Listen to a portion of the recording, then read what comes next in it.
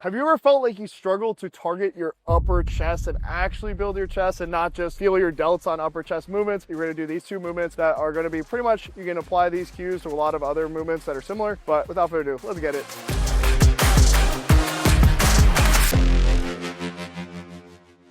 Get that shit out of here, bro. Come on.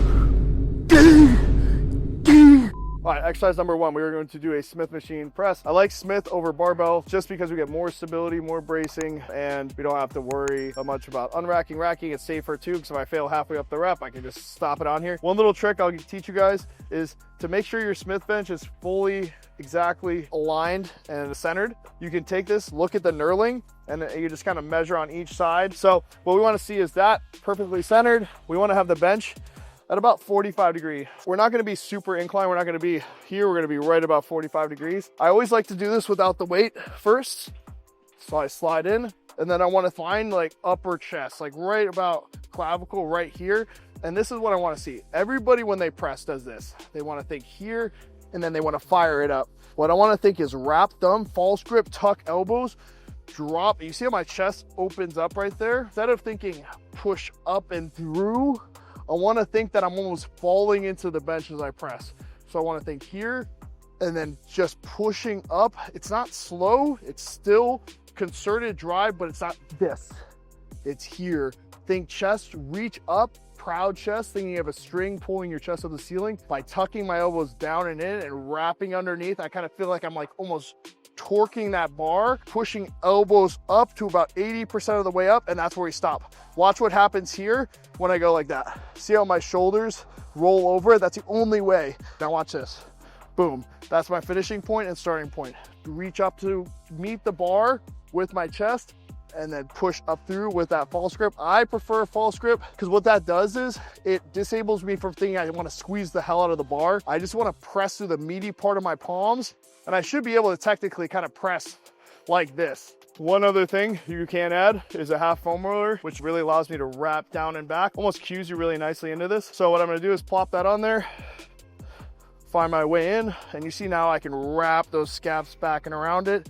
I have hands. If you look at your hand in the mirror, once you create that correct elbow angle, it should be directly below your elbow. So a lot of people are like this, and you see how my elbow, when I tuck it, you see how my hand's way outside. So when you look at it, once you've unracked, it should, when you tuck that elbow, it should be directly in line with your hand. So you'll see how this looks right here. See that, how I'm still a little wide, right there, perfect. So now when I tuck elbows, see how I'm right, and I kind of move myself forward with that roller. So now I'm here, and then drive out with chest. You see how I keep that chest nice and open, reach up, touch the bar, all chest through.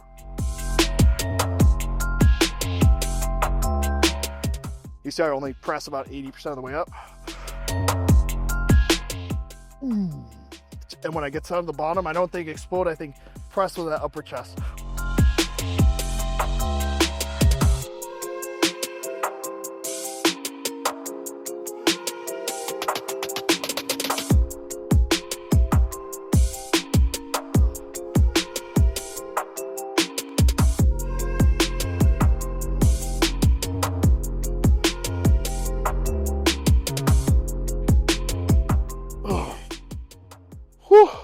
I always had good depth here, but I never had that fullness when I'd hit my side chest.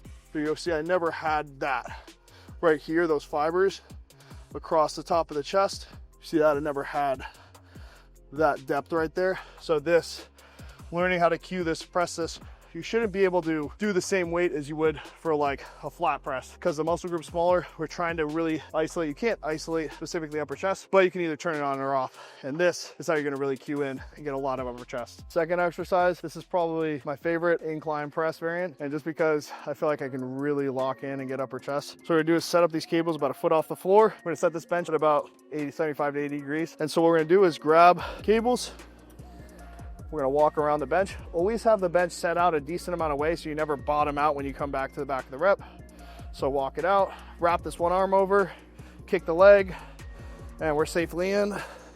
So now what I wanna think is, I wanna drop back here, lock in, open up chest, maintain a slight open. A lot of times when I see people fly, they straighten their arms in the back of the rep. Never do that. See how all the tension goes in my front down biceps? Watch this one thing right there. Now I'm locked into chest. And I want to think, instead of queuing up, a lot of people do this. See how that closes off my chest completely? When you're up here above chest, you want to come straight across chest and slightly supinate. So we want to be slight angle, not all the way to palms up, right about there. And so when I come back, I'm going to bend the elbows, reach back with chest open. And then I'm going to think pushing palms towards that opposite wall. Watch my chest explode here. Just to there. Keeping shoulders down and back and queuing upper chest. Sit your ass back, drop the shoulders, and you want to be here. Open your chest up.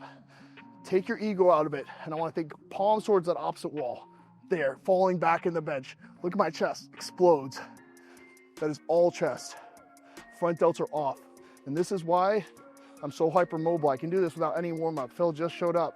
I can be back here, no problem, because every single rep is focused on getting that full range of motion, getting that stretch, and feeling comfortable there, so I don't have to spend 45 minutes over there on the turf wasting my life because I press everything here and I'm so tight that when I start my chest day, everything feels like garbage. No, I can walk in, do 100 pounds, 90 pounds on that stack, no problem. I have been at that place where my shoulders felt terrible, but this, training like this, training long, using physics to my advantage. All of these things have helped me expand my physique, and I say train long to remain long. That is what I want you guys to think about when you're working out. Don't just think about moving from A to B. Think about how am I creating the most efficient stimulus while minimizing injury risk, short and long term, and you will get so much more out of your training.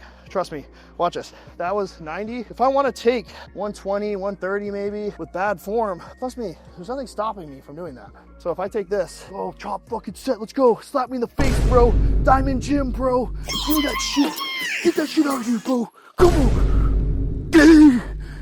I'm not doing shit, dude. Like, get the back here. Take your ego out of it. Get in your chest. That's how you work out. This. 120 pounds in each hand. Push. Then come talk to me about how you're working out. So hope you guys love this video. Make sure you start to locking in those cues. Make sure you're looking out for my upcoming Torque gear, my upcoming app, the Sculpted app. It's gonna be absolutely insane. I'm going to be literally taking all of this that I'm telling you right now. It's gonna build you custom programs. I've been training the AI for over 6 months, so I can't wait to show you guys that. Without further ado, I'll catch you guys on the next video.